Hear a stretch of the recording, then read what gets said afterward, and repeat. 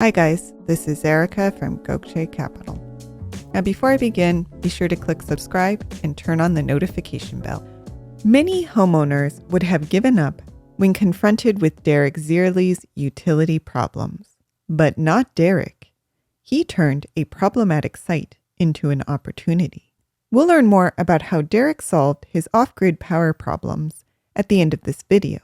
But first, if you too are trying to live in a more sustainable or self-reliant manner, then you should consider off-grid solar yourself. And in today's video, we have the top things you need to know.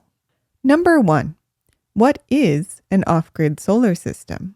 An off-grid solar system is a standalone power system.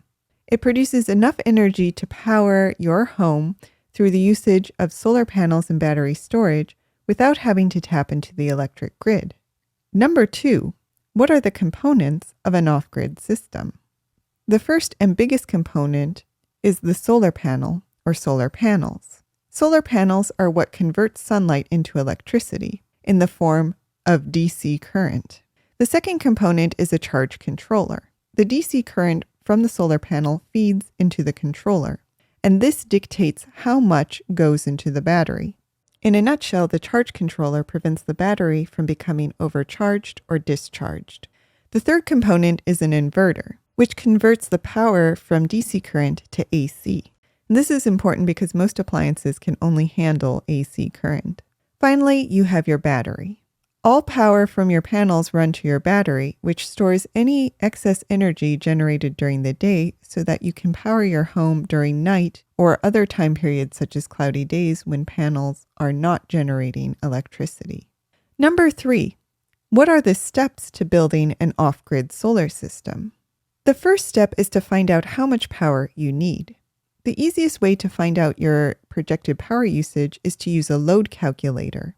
Once you understand how much power you need, you can figure out how many batteries are required. At this stage, you'll also figure out the necessary voltage of your battery bank. Batteries tend to come in either 12, 24, or 48 volts. The larger the system, the higher the voltage. The next piece of the puzzle is figuring out the number of solar panels you'll need. You'll have to determine not only how much energy is needed to power your house, but how much sunshine you'll have available to harvest.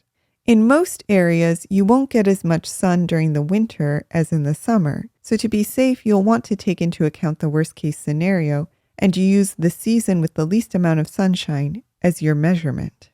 Now you need to move on to selecting a solar charge controller. For a rough calculation of what size solar charge control you need, take the watts from the solar and divide it by the battery bank voltage, then add another 25% for the safety factor. You'll also need to select an inverter. It's essential to know what type of AC power you need. In North America, the standard is a 120/240 split phase 60 Hz. The final step is to balance the system.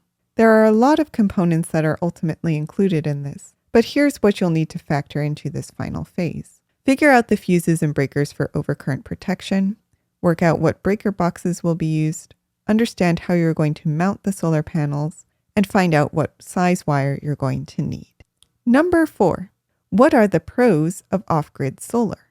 The biggest advantage is that you will no longer receive monthly power bills. You also have reliant access to power. Even in an energy blackout, you'll stay connected. So if you're living in a rural area where the grid is a little shaky, an off-grid solar system may be more reliable than on-grid power. And finally, solar in general is green power.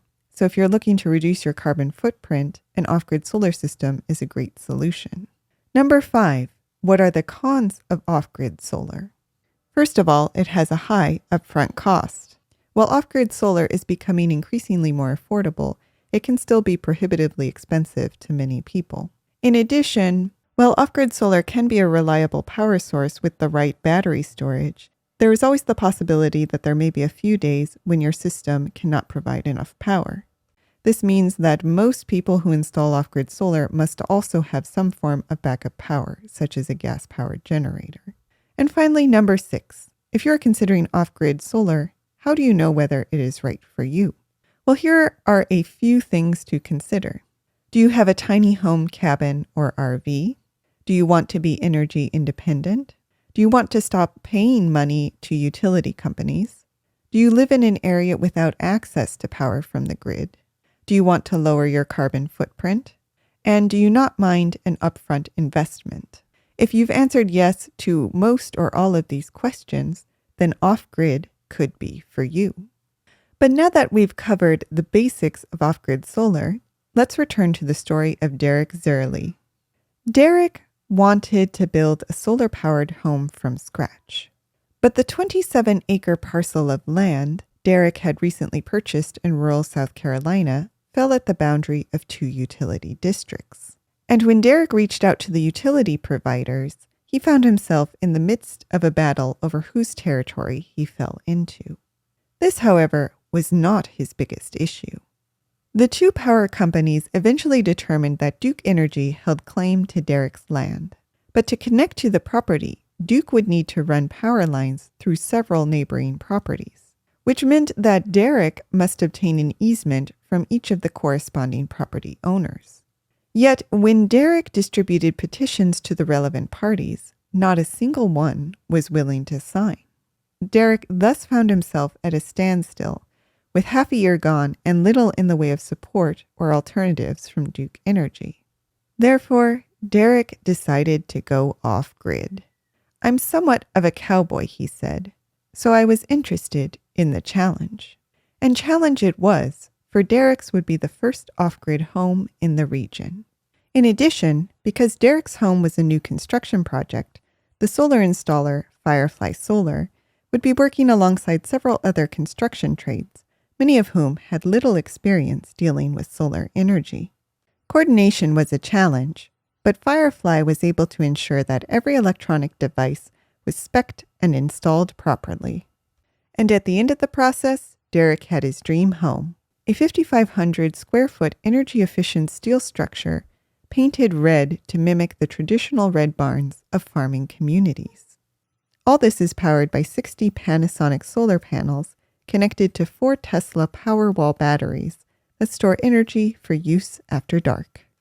It's just a neat feeling to know that you're responsible for generating your own energy, says Derek, which just goes to show that solar can indeed be a constant and viable energy source. As the owner of Firefly Solar said, there will be a lot more control as this technology evolves, and a lot more people breaking away from monopoly utility companies. But what do you think? Do you have an off-grid home? Let us know in the comments. Did you like this video? You're going to love our Gokce Land Due Diligence program. We'll make you a land due diligence expert in just 7 days. Check it out at gokcecapital.com/glad. And while you're at our website, don't forget to explore our $1 down listings at gokcecapital.com/listings. Finally, don't hesitate to reach out. You can email, call, or text, and we will respond as soon as possible. So thank you for listening, and more to come.